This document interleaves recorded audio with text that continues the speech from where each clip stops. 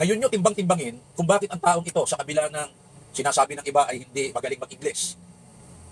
At pag ito'y nagsasalita diyan sa Senado, sa plenaryo, ay talagang Pilipino o Tagalog ang kanyang wikang ginagamit. At talagang kumukonek sa masa. Ngunit kung iyong susuriin ang kanyang mga binibitiwang salita at pahayag diyan mo malalaman kung gaano kalakas ang relasyon ni Robin Padilla sa 100 milyong Pilipino.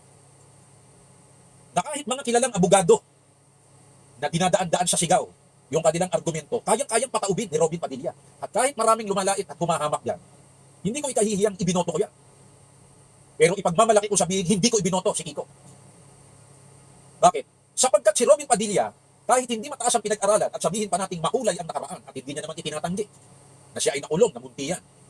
Hindi sa ano pa man kasalanan, kundi dahil sa artista, sikat, nadala ng kanyang kasikatan, nahuli siya doon sa kasalanang illegal possession of firearms.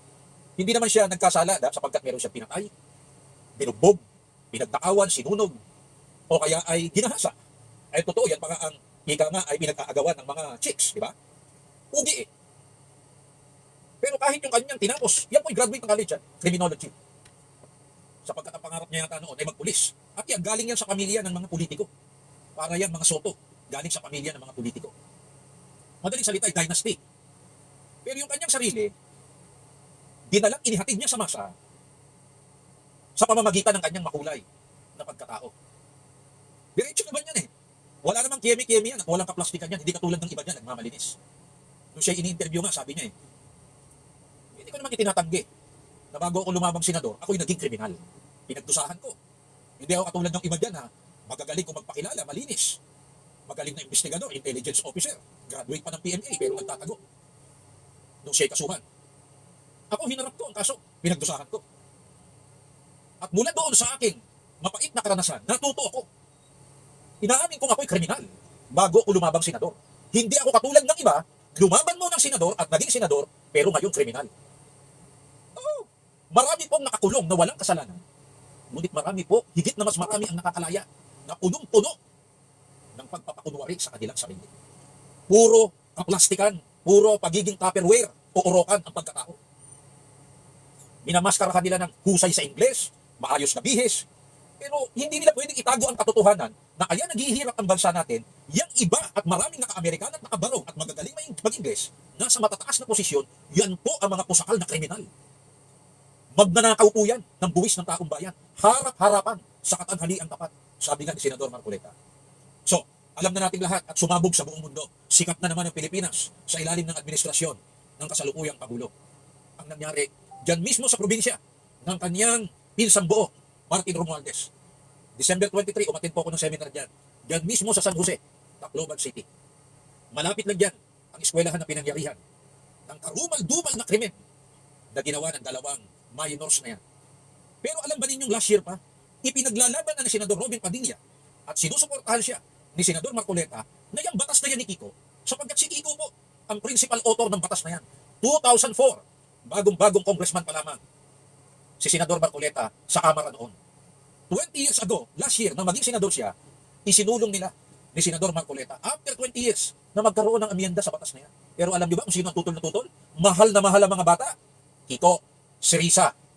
At isa sa supporters nila, siyempre mga artista na kulay pinks. Pangunahin na si Ann Curtis. Pakinggan natin ang datos, ang karanasan, ang lohika, ang praktikalidad ni Senador Robin Padilla. Pakinggan po ninyo. Sa mga sumusubaybay sa akin sa YouTube, Autentico Lucena, buong liwanag ninyong makikita at maunawa. Assalamualaikum warahmatullahi wabarakatuh. Pagbati po ng kapayapaan sa inyong lahat. Mga kagalang-galang na kasamahan, ako po ay tumitindig sa pulpitong ito ngayong hapon sa bisa ng personal at kolektibong pribilehiyo. Ang talumpati pong ito ay sumisibol mula sa aking labis na pagkabahala bilang isang ama, bilang isang lingkod bayan, at bilang isang Pilipino na tulad ng ating mga kababayan ay nangangarap mamuhay sa isang payapa at ligtas na lipunan. Ginoong Tagapangulo, ako po ay labis na nababagabag sa mga nababalitaang kong gawi ng mga minor de edad sa kasalukuyang panahon. Ang tinutukoy ko po ay ang pagkakasangkot ng mga bata sa mga illegal na gawain mula sa mga itinuturing na petty crimes sa lansangan hanggang sa mga karumal-dumal na krimen o mga heinous crimes. Noon pa man po, ay hinaharap na natin ang realidad na ito. Ang pagkakasangkot ng mga kabataan sa mga krimen. Halimbawa po, bago ang recess noong Pebrero lamang, ay napanood ko ang ulat ng pangho-hold up sa isang 14 anyos na batang lalaki sa Quiapo, Maynila. At ang 4 na hold-upper na may dalapang patalim ay puro minor de edad. Nang isuplong sa barangay, inamin po ng mga sospek na kabataan na matagal na silang sangkot sa pagnanakaw. Malakas daw po nila ang kanilang loob dahil alam nila na sila ay hindi makukulong. Samantala, noong nakaraan namang taon, ay nakidalamhati po ako sa pamilya ng isang dalaga na pinatay ng mga kapwa nito minor de edad sa San Jose, Panganiban, Camarines Norte. Parang pinupulbos ang aking puso sa kwento ng mga magulang ng biktima na matapos kong kuhanan ng video habang hinahalay ay pinatay ng grupo ng kabataan ng kanilang anak na babae. Hindi pa rito natapos ang kademonyuhan nila sa kanilang biktima. Dahil nagtatrabaho bilang matador ang isa sa mga sospek, sinadya pang katayin na parang karne at babuyin ang laman loob ng kanilang biktima. Nakabidyo po lahat yan. Nakabidyo, binibidyo nila. Nang humarap sa kinaukulan ang mga sospek, laking gulat ko po